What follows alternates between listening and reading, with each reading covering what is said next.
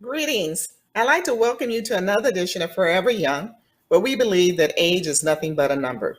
I'm one of your hosts, Sharon Mitchell. I'll be joined shortly by our other co-host, Ms. Jean Hendricks, and absent today is David Linton. So for today, we'd like to continue our conversation that we had in our previous episode, talking about ways that you can get help. We talked with some members of a group called Celebrate Recovery, which is a Christ-centered 12-step recovery program for anyone struggling with hurt, pain, or addiction of any kind. Celebrate Recovery is a safe place to find community and freedom from the issues that are controlling your life. And we're going to continue to meet our guests who came the last segment. And if you missed this segment, it was a wonderful segment. We went to church a little bit. We talked about the organization, and we talked about ways that your life can actually be transformed by participating in Celebrate Recovery. But before I get to our guests, I'd like to introduce our co-host, Ms. Jean Hendricks, who will share some words of wisdom and nuggets for us. Ms. Jean, welcome again. Yes, Dr. Mitchell, thank you as always. I am so delighted to share this post with you. Today's reading, I'd like to say this. Hope returns when I remember this one thing. The Lord's unfailing love and mercy will continue. Fresh as the morning, as sure as the sunrise, the Lord is all I have, and so in Him I put my hope. When you feel like quitting, think about why you started. Back to you, Dr. Mitchell. Thank you, Ms. Jean. You always share words of wisdom with us, and certainly that will be something that we hope our audience will feel to the heart. And it is so appropriate for today's segment of Celebrate Recovery. As I indicated, we have three guests today who are members of Celebrate Recovery. We have Ms. Sabrina Stolze, Ms. Cheryl Luke, and our very own minister in training, Ms. Betty Williams. I'd like to just do a summary overview of each of them because we introduced them in our last segment, and we want to spend some time really talking about other aspects of Celebrate Recovery for this particular portion. Ms. Sabrina is the U.S. State Representative Trainer for Celebrate Recovery. She's a mother, a grandmother, been married for over 34 years, has been a training coach, and has worked as a ministry leader at her local Celebrate Recovery chapter. We also have joining her from Celebrate Recovery, Ms. Cheryl Luke, who is the founder of Mosaic Life Network. She's a speaker, a writer, podcast host, and a life coach. And as the director of Celebrate Recovery Cultural Communities, she has the privilege of ensuring churches, along with people of color, that they know that Celebrate Recovery is a safe environment to work through the pain of their past and receive healing from life's hurts, hang-ups, habits, and addictions. And last but not least is our very own Ms. Betty Williams, who's a minister in training at the House of Hope, and who has actually founded our chapter in House of Hope for Celebrate Recovery.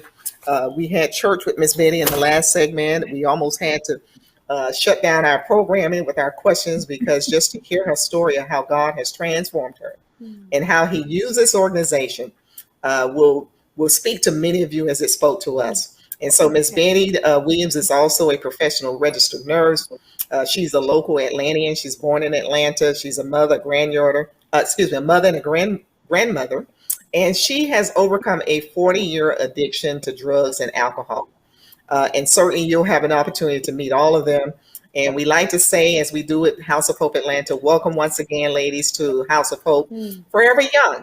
You're in good hands with the saints who are a little more seasoned and they're over the age of 50, but nevertheless living life to its fullest. And so I'd like to welcome you on behalf of our team. And we'd like to go ahead and start our questions. Ms. Betty, Ms. Jean, we're going to start with you. If you'll start with our questions for our guests. Okay, this question is going to be directed to Sabrina. Can you share the principles from the Beatitudes that Celebrate Recovery is founded upon? Absolutely. These are the Beatitudes based on the Beatitudes of Jesus Christ with our 12 steps and our 8 principles. There is a thought, and then there is always a scripture that goes along with that. So I'll read through all of them. The principles are basically, they're an acrostic that spell recovery. And so I'll read each of the principles and then the coinciding scriptures with them. So R is realize I'm not God. I admit that I'm powerless to control my tendency to do the wrong thing and that my life is unmanageable. Happy are those who know that they are spiritually poor. Matthew 5:3. E, earnestly believe that God exists, that I matter to him, and that he has the power to help me recover. Happy are those who mourn, for they shall be comforted. Matthew 5:4. Consciously choose to commit all my life and will to Christ's care and control. That's C, I'm sorry. Happy are the meek. Matthew 5:5. O, openly examine and confess my faults to myself, to God, and to someone I trust. Happy are the pure in heart. Matthew 5:8. B, voluntarily submit to any and all changes God wants to make in my life and humbly ask him to remove my character defects. Happy are those whose greatest desire is to do what God requires. Matthew 5:6. About E, evaluate all my relationships, offer forgiveness to those who have hurt me, and make amends for harm I've done to others when possible, except when to do so would harm them or others. Happy are the merciful. Matthew 5:7. Happy are the peacemakers. Matthew 5:9. R, reserve a daily time with God for self-examination, Bible reading, and prayer in order to know God and his will for my life and to gain the power to follow his will. And Y, yield myself to God to be used to bring this good news to others, both by my example and my words. Happy are those who are persecuted because they do what God requires. Matthew 5:10. Wow. Thank you. Very good. Very good. Awesome. So, Sabrina, why did they choose the 12 Beatitudes? What's the significance of those for Celebrate Recovery? So what's interesting is when Pastor Rick Warren at Saddleback was working with John Baker to develop curriculum for the program, the 12 steps were part of that, which had been around for a very long time already. And there were scriptures that they found, excuse me, that coincided with those as well. But as Pastor Warren was studying, recovery and how that would relate to the Bible and the connections that are made, he kind of saw that in the Beatitudes that the steps kind of fell in line with the Beatitudes, actually in order. And so one of the things that when the principles are written out and the scriptures that go along with them, it also tells you which step that coincides with. So R, realize I'm not God, coincides with step 1 in the 12 steps. And so that kind of goes along that way. And so you see that the Beatitudes really fell in place with those steps and God just making that connection perfectly. Wow. So do you recite them at each meeting? Are you reciting them at each meeting? Okay. We do it at every 12 step and at every 12 step group we do that. And then at every large group meeting, which starts off our general meeting night, we do one of the steps or the principles. And so we will read that.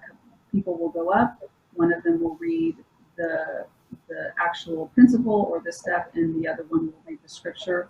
Or sometimes the audience will join in with that. So every week we hear one of them in large group, and every week in a step study, which is on a different night of the week, we also read through them.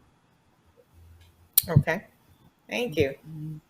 Excellent. Ms. Jean, you had a question? Yes. What message would you leave with our viewers regarding your organization, Sabrina? Just that it is for everyone. It's something that we talked about a little bit in the last segment, that this is just generally, this is a sanctification program, which is just, being changed to be more Christ-like in our life. We're told in the Bible that we're sanctified at the time of salvation. We are being sanctified throughout our life, and we will be fully sanctified when we meet Jesus face to face. All this is a way to be sanctified. We talked about in the last session how transforming this program is, and it's because Jesus Christ is at the center and the power that he brings. These are just very specific tools. I've been a Christian since I was 12, a disciple since I was 30, and nothing transformed me or changed me like this program. And it's not because it's the program, it's because of Jesus' power, and these tools being very specific, a very specific path to follow in order to have healing and to have restoration from the hurts that all of the years prior had interfered with my spiritual growth and my ability to continue to grow.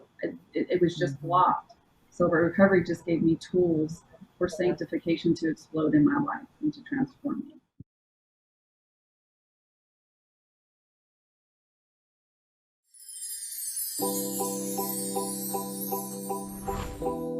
Looking at those areas of how you became who you became, and then looking at what were all the influxes that interfered with all of the stuff. We don't like to do that. That's too much work, Selena. Sometimes you have to take it in small pieces, in small fragments. You can't just run through it and say, okay, let's merrily do this work. It'll be fun. No, it's not fun work. It's painful. But we have to do it to get through it.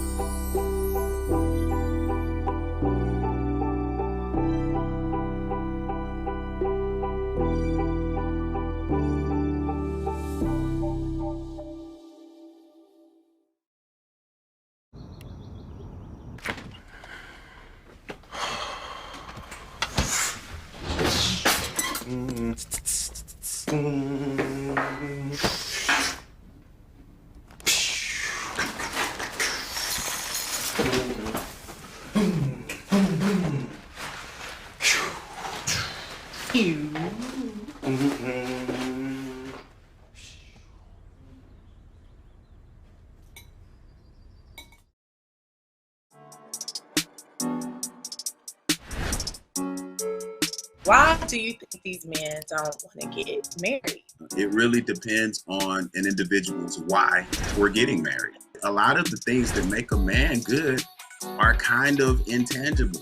And his credit score shouldn't be the metric for what makes him good.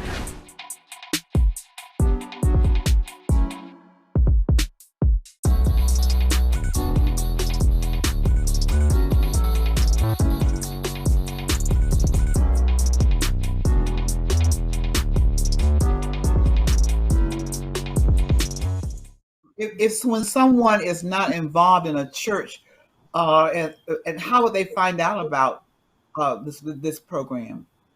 That's a great question, because that is one of the things that I mentioned in the last segment, was that not enough people know about Celebrate Recovery. And, you know, that is part of our goal and our vision moving into this next era, if you will, or season in Celebrate Recovery, is that this has been a grassroots organization from the beginning, with state reps that are volunteers kind of spreading the word. And they are, all state reps have gone through Celebrate Recovery themselves. And so they're sharing in their local communities. They're getting out into their local communities and letting people know about Celebrate Recovery. But we have now, with the shift into COVID and what that meant for us as a ministry, we have started taking steps to let the general public know more about it, because we have believers and non-believers that come into our ministry for healing and for recovery, and so we do want to get the word out there. Last year, we did an online summit for the first time ever, and we had 15,000 people around the world attend that, and that was kind of the beginning of us trying to get the word out in a different way, not just to local churches, but to anyone and everyone, and let them know that CR is for them. Now, one more question, Sri. Excuse me. Now, I know about your organization. I'm addicted, but I have no transportation. How do I get there? I want to get there, but I have no way of getting there. What do I do? Well, there's a few things. Prior to COVID, so there's kind of two different time periods, but prior to COVID, it just depended on that local ministry. Since Celebrate Recovery is a ministry of the local church, and that program gets brought into a local church, some CRs have things where they will actually best people in and bring them to the ministry. Locally at my CR, if we have someone reach out that doesn't have a way to get there, our ministry leader will generally reach out to our leaders and say, we have someone that wants to attend. can anyone give them a Gotcha. ride? And so it's really Very kind of good. done based on the local Excellent. church and what they can offer and do. Very Now, good. Excellent. because of COVID, we also have what are called CRCR groups, which are online versions of our open share groups specifically, or step study groups. And so more people have been able to get recovery than ever before because of those. And so that's another option for those who just can't get there. Right. Good. Very good. Thank you. Yeah, that was good. You really reflected on community. So I want to shift to Cheryl regarding community. So Cheryl, you're the director of cultural communities. Can you tell a little bit about that? You discussed it a little bit the last segment. Mhm. Can you share a little bit about that in terms of our communities of color? How are we Yes. doing with that? Yes. Before I do that, I'd also like to mention that you can go to www.celebraterecovery.com, and there's a little tab that you can go to find a group in your area and find a Celebrate Recovery that you can attend in your area. But in terms of what I do in my role with Celebrate Recovery, I am responsible for ensuring that people of color, Black, Latina, Latino, Indigenous, AAPI, um, American, Asian, and Pacific Islander, and other people of color know that Celebrate Recovery is a ministry for them. If pre-COVID, I would say as well, if you would walk into a large conference that Celebrate Recovery hosted, you would generally see a sea of white people, and that is not the heart of our founders, Pastors John and Cheryl Baker, whom Sabrina talked about earlier, and currently Johnny and Jenny Baker. That's not their heart. Their heart is that all communities know that Celebrate Recovery is a ministry of freedom for them.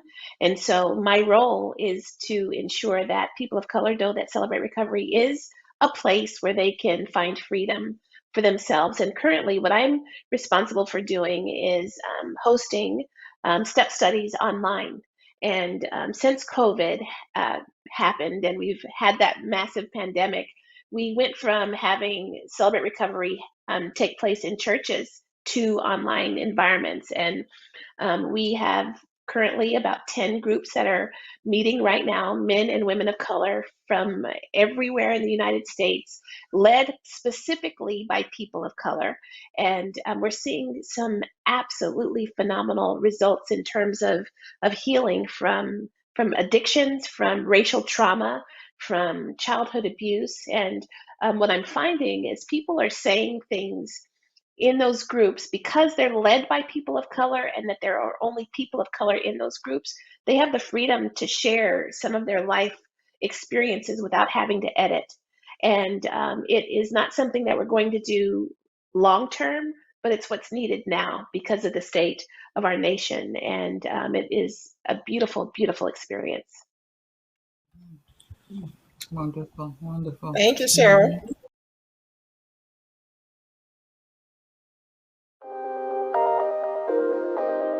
Every discipline starts with creating a habit. Find a plan that works for you. I know you can put a reminder in your phone, call so and so in 30 days. You can't use the excuse that, oh, I'm an introvert or I'm an extrovert. You know, stuff people like to say. Nah, if you're not outgoing, right, you better get going, because that's the only way networking works.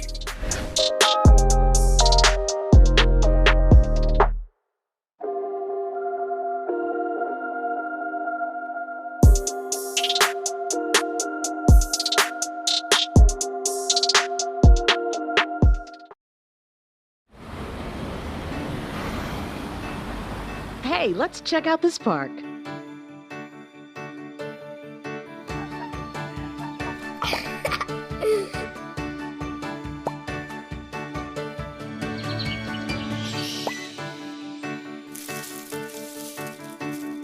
Oh, wow, that's really cool.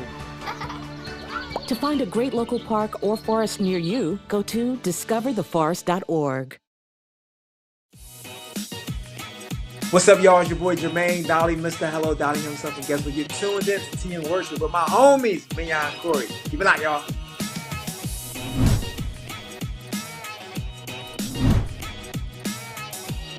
Hey y'all, it's Candy West, and you're watching Tea and Worship with Mignon and Corey.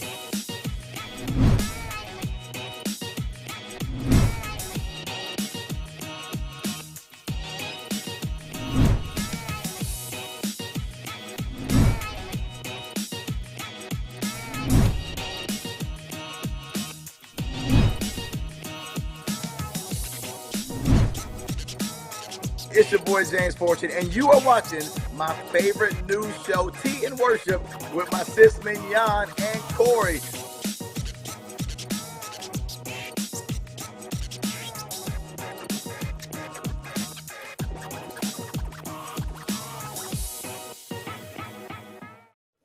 I had a follow-up question for you.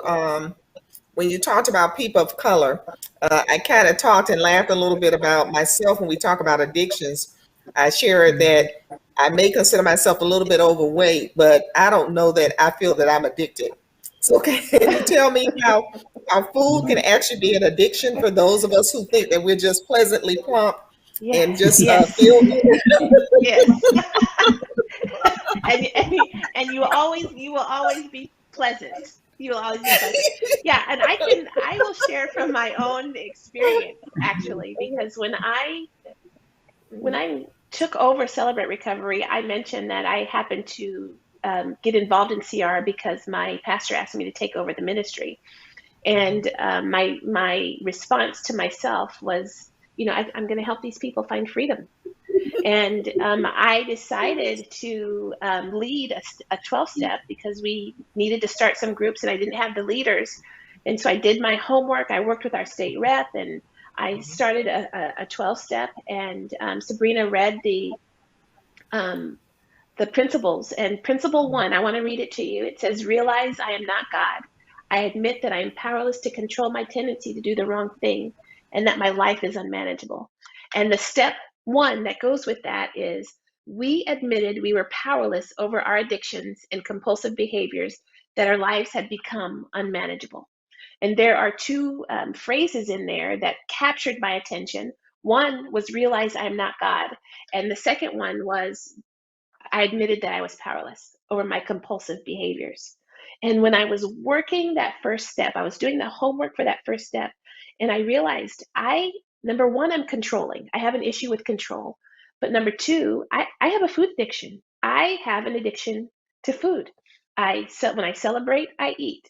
When I'm sad, I eat. If I'm stressed, I'm going to go find some French fries. If I'm bored, I'm going to go find some French fries. I can cook. You know what? I'm going to cook a meal. I love to invite people over. I'm going to make a spread, Sunday dinner in our culture. Anybody know about Sunday dinner? Yes, ma'am. So and along with that, I had a ton of issues that I had to face through my life. And to cope with those challenges of life, I would eat.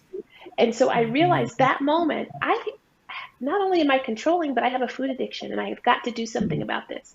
And the funny thing about that is it took me forever. I was fine to say that I was controlling. It took me forever to admit out loud, even though I knew it, that I had an issue with food. And it was obvious that I did, but to say it was it.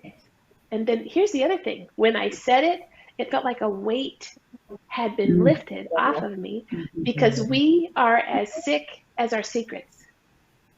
Wow. We're sick as our secrets. And when we expose those secrets, it takes the sting and the strength of that secret away. And so to have worked on food addiction and know that today, food does not have a grip on me. It doesn't have a hold on me. I don't think about it all day. I don't think about what I'm going to cook. I don't think about what I'm going to eat unless I'm meal prepping. It's freedom. It's a freedom I can't remember how long I was obsessed by food. Doesn't happen anymore. Wow. That's amazing, because when we think of addictions, we don't think of food. We don't think call of everything else. Yeah, food is not one of those. As you say, it's apparent that we've got some issues, with our weight, our health issues. Yes. They're all related to our food, and we don't admit that there's an issue. I would also say that food is one of the things that we have to have in order to survive. So finding that balance between your addiction and survival or living is a balance. It's a balance. Yes. So, Miss Betty, we've got a few minutes left, and as usual, this program, we start talking and we look up and the time is far spent. Yeah, so we like to at least ask you a few questions before we wrap up. I want to first ask you, when did you start the Celebrate Recovery chapter at House of Hope Atlanta? We started training for the facility. Excuse me, I'm sorry. We started facilitators training in April of 2019, and our first Celebrate Recovery meeting was September the 9th of 2019. So we've been going strong since then, but since the pandemic, we started doing Zoom calls, and we do those every Thursday night at 6:45 via Zoom. So we've kept going, and people have really been blessed with the meetings, even on Zoom, that they had a place that they could talk about what was going on with them with Zoom. I mean, with the COVID situation, that they were able to find a haven, so to speak, and find support for the situations that they were facing with the COVID. So we're continuing. Thank you, Miss Betty. Miss Jean, you had another question for Miss Betty? Well, I was going to ask her, can she give us the number for the Zoom call, or we have to register or something of that type, Betty? Well, I need for you to notify me, email me, and I will give you a call, because I have to go through the guidelines that Sabrina mentioned earlier. And the main two guidelines that we want to cover when I contact you is that you must stay on camera and nobody can be in the room, because we want to maintain that anonymity and confidentiality for anybody. Since it's virtual, we don't want people just walking in and hearing what other people are sharing, and take it in. So.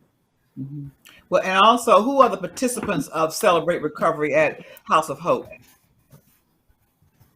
Everybody, anybody. It's open to everybody, and it's whatever issue you feel you're having. I've had people that started that didn't think they had any issue, like Cheryl. They thought they came to help us get this program started, and guess what? They realized they were codependent. So it's open for everybody, and if you're not sure it's for you, just stop in and do a couple of meetings. I'm sure you can find yourself somewhere in there.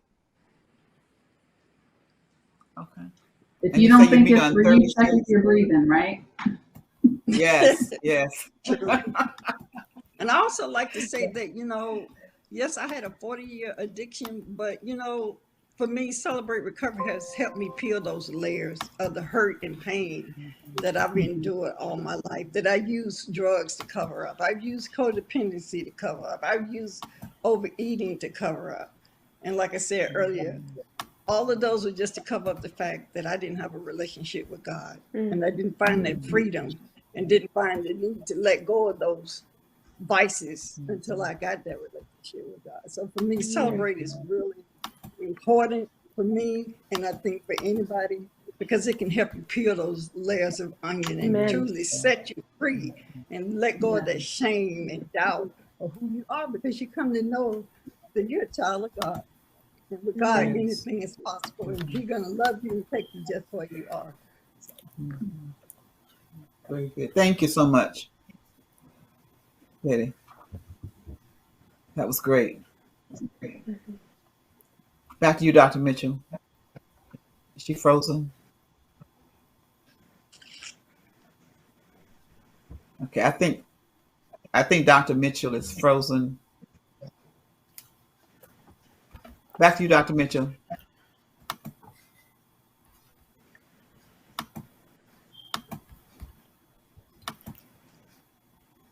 What?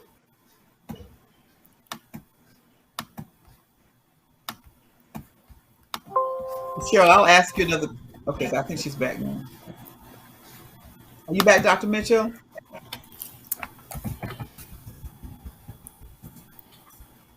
What, Cheryl, do you hear me? Yes. Okay. What message would you like to leave with our viewers regarding your organization today? I would like to talk to specifically people of color, and I would like to speak to the issue of the trauma that we have experienced over over our lifetime, but I would say in the last 15, 18 months, almost 2 years. And that is, I would gladly say and confidently say that most of us have been affected in one way or another. And it's important that we have a place to work through the pain of that trauma, the pain of our past. When I introduce myself in Celebrate Recovery, I say that my name is Cheryl. I'm a grateful believer in Jesus Christ. I'm overcoming food issues, control, and I'm healing from racial trauma. And to be able to say that I'm healing from racial trauma is so powerful for me. Number one, I didn't realize how impacted I was by what has happened to me as a Black individual, and seeing all of the things that happened in 2020, and just having the space to unpack that and share that with a group of people of color who can relate to me and I don't have to edit my conversation is a freedom that I don't think I've ever experienced before. And so if you have experienced any amount of racial trauma, I want you to know that there's a space, a seat, and a place and an environment of safety for you through Celebrate Recovery cultural communities. And if you're interested, please contact me and I'll be happy to connect you. Thank you very much. Okay. Thank Back to you, Dr. ladies. Mitchell. Thank you. Thank you, ladies. As usual, we always run out of time. We'd like to certainly thank you for being a part of this program. And we have received so much good information on Celebrate Recovery. We'd like to thank you, Miss Betty Williams, Miss Sabrina Stolze, and Miss Cheryl Luke for your participation and the good work you're doing with Celebrate Recovery. We cannot tell you how thankful we are that you're out there helping those of us who need to admit that we've got some addictions. We've got some hang-ups, we've got some hurts, and we've got some habits. And so we'd like to thank you all for creating something that allows people a safe space where they can address those issues. And until next time, for our audience of Forever Young, we'd like to say to you, thank you for tuning in today.